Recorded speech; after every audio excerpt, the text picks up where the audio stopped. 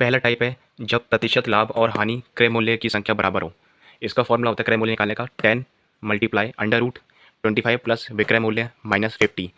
आपने ये वाला कंसेप्ट शायद ही कभी देखा हो। मैं सिर्फ वही पढ़ाऊंगा जो मतलब एग्जाम में पूछे जाने के चांसेस ज़्यादा हैं। जो बेसिक कंसेप्ट है जो हर बार आते हैं वो तो आप बुक्स वगैरह से भी कर सकते हो या यूट्यूब वगैरह से भी, लेकिन ये कुछ ऐसे कंसेप्ट हैं जो शायद किसी को नहीं पता होते और इसी से एग्जाम में क्वेश्चन फ्रेम होता है। तो इस पर बेस्ड कुछ क्वेश्चन करते हैं इसी फॉर्मूले के ऊपर। देखो क्वेश्चन है ये रहा। किसी वस्तु को 24 रुपये में बेचने पर उतनी ही प्रतिशत लाभ होता है जितना वस्तु का क्रय मूल्य है। तो आपसे पूछा है कि वस्तु का क्रय मूल्य क्या है। तो अभी मैंने फॉर्मूला बताया था, क्रय मूल्य होता है 10 इंटू अंडर 25 प्लस विक्रय मूल्य माइनस 50। तो हमें क्वेश्चन में विक्रय मूल्य दिया हुआ है 24 रुपये। तो इस फॉर्मूले में पुट करके हम क्रय मूल्य निकालते हैं। तो क्रय मूल्य हो जाएगा आपका 10 मल्टीप्लाई 25 प्लस विक्रय मूल्य कितना था क्वेश्चन में 24 माइनस का 50। तो इसको सॉल्व करते हैं, हो जाएगा 10 मल्टीप्लाई, ये हो जाएगा आपका 49 माइनस 50। ये हो जाएगा 10 इंटू 49 होता है 7 का रूट माइनस 50। ये हो जाएगा आपका 70 माइनस 50 इज इक्वल टू आपका जो क्रय मूल्य निकला वो आया 20 रुपीज़। इस टाइप से क्वेश्चन सॉल्व होगा। आइए दूसरा क्वेश्चन देखते हैं। दूसरा क्वेश्चन कह रहा है कि एक कुर्सी को जब 144 रुपये में बेची जाती है तो उतने ही प्रतिशत लाभ होता है जितना कि कुर्सी का क्रय मूल्य है। तो आपसे पूछा है कुर्सी का क्रय मूल्य ज्ञात कीजिए। हमें सिर्फ खाली वैल्यू दी हुई है कि 144 रुपये में बेची जाती है, मतलब विक्रय मूल्य दिया और हमें पूछा क्रय मूल्य क्या होगा। तो इस टाइप के क्वेश्चन करने के लिए एक ही फॉर्मूला है। इस फॉर्मूले के अलावा आप किसी और से नहीं कर सकते। ठीक है, आओ सॉल्व करते हैं। हमें निकालना है क्रय मूल्य। ये हो जाएगा 10 इंटू 25 प्लस विक्रय मूल्य कितना था क्वेश्चन में 144। तो ये हो जाएगा 144 माइनस 50। इसको सॉल्व करते हैं 10 मल्टीप्लाई, ये हो जाएगा आपका 169 माइनस 50। 10 मल्टीप्लाई 169 रूट होता है 13 का माइनस 50। ठीक है, इसको आगे सॉल्व करेंगे, ये आ जाएगा आपका 130 माइनस 50। तो आपका जो क्रय मूल्य निकल कर आया वो आया 80 रुपये। मतलब जो कुर्सी का जो क्रय मूल्य है वो है 80 रुपये। तो ये था पहला टाइप। अब मैं कराऊंगा आपको दूसरा टाइप। अगला टाइप है जब हानि प्रतिशत क्रय मूल्य के बराबर हो। इसमें भी सेम फॉर्मूला लगेगा। क्रय मूल्य निकालने का होता है 10 मल्टीप्लाई अंडर रूट 25 माइनस विक्रय मूल्य माइनस 50। पहले वाले केस में क्या था, लाभ प्रतिशत था और इसमें हानि प्रतिशत। लाभ में हमेशा बीच में प्लस आएगा, हानि में माइनस आएगा, दोनों सेम फॉर्मूले हैं। तो इस पर कुछ क्वेश्चन करते हैं। देखो क्वेश्चन कह रहा है कि एक पुस्तक को 24 रुपये में बेचने पर उतनी ही प्रतिशत की हानि होती है जितना पुस्तक का क्रय मूल्य। आपसे पूछा है पुस्तक का क्रय मूल्य होगा क्या। ठीक है, तो हमें कितना दिया हुआ है, जो विक्रय मूल्य है मतलब एसपी क्वेश्चन में दिया है 24 रुपये। ठीक है, तो इस फॉर्मूले में पुट करते हैं 10 मल्टीप्लाई 25 माइनस पुस्तक का क्रय विक्रय मूल्य हुआ है 24 माइनस 50। इसको सॉल्व करते हैं, आएगा 10 मल्टीप्लाई 1 माइनस 50। ठीक है, 1 का रूट 1 ही होता है तो ये जाएगा 10 minus 50 is equal to 40 minus 40।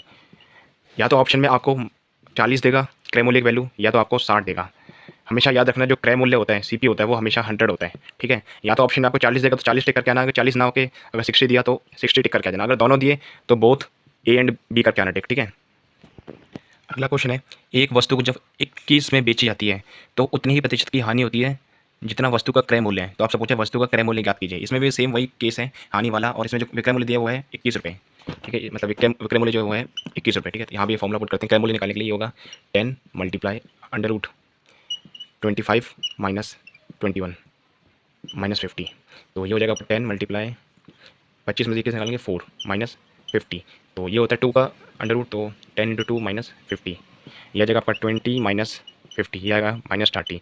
यहाँ पे भी सेम केस है पहला वाला। या तो ऑप्शन में आपको 30 रुपये देगा क्रय मूल्य, 30 ना देके या तो आपको 70 देगा। तो दोनों में से जो ऑप्शन में दिख जाए उसको टिक कर देना। अगर दोनों दिए तो both A and B tick करके आने। ठीक है, ये था आपका दूसरा टाइप जब आपसे हानि प्रतिशत पूछा जाए। हानि में याद रखना बस साइन बीच में माइनस का आएगा, और जो लाभ प्रतिशत था उसमें साइन प्लस का आएगा बीच में। ठीक है, ये काफ़ी इंपॉर्टेंट टाइप है लाभ और हानि का। अगला जो टाइप है वो है सक्सेसिव प्रॉफिट और लॉस, मीन्स क्रमिक लाभ और हानि। इसका फॉर्मूला होता है plus minus A plus minus B plus A B upon 100।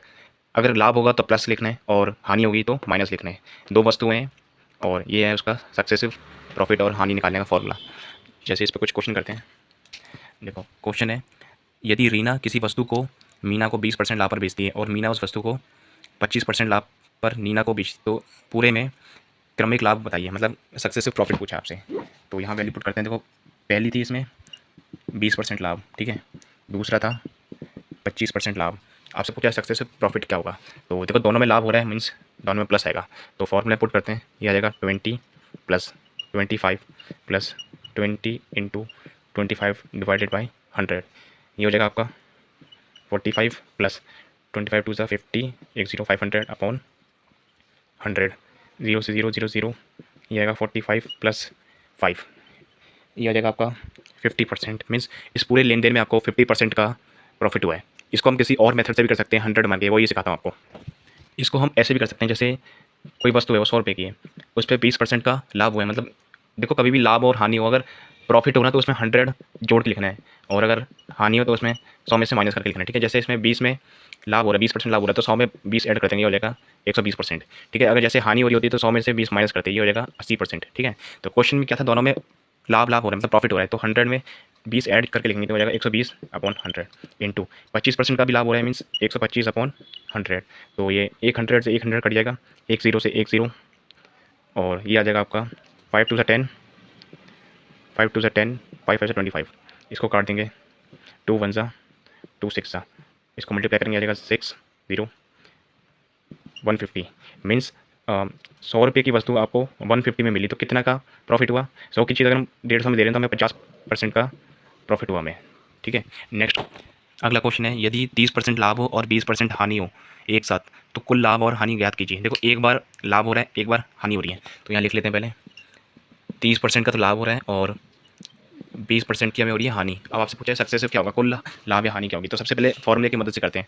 Formula था ए प्लस बी अपॉन 100। ठीक है, लाभ हो रहा है और एक हानि हो रही है, मतलब ये ए जो आएगा वो आएगा पॉजिटिव, और जो बी आएगा मतलब हानि होगी नेगेटिव में, तो ये आ जाएगा आपका 30 माइनस 20